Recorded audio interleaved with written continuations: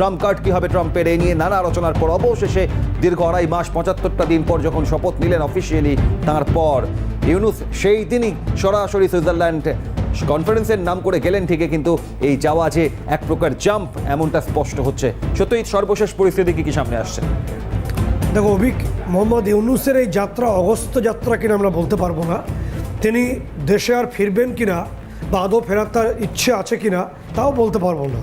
তবে আমরা গতকালই এই জিরো আওয়ার থেকে বলেছিলাম যে ডোনাল্ড ট্রাম্প তিনি কড়া সিদ্ধান্ত নিতে চলেছেন।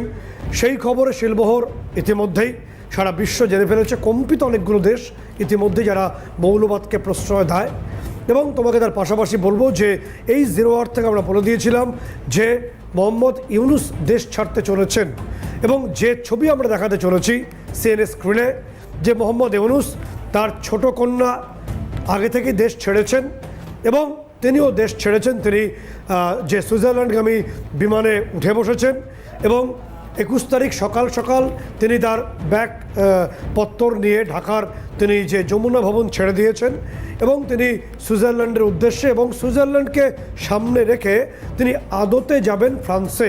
আমরা ছবিতে দেখিয়ে দেবো তিনি যখন প্লেনে উঠছেন, তিনি যখন বিমানে উঠছেন, সেই ছবি আমরা স্ক্রিনে দেখিয়ে দেব নির্দিষ্টভাবে।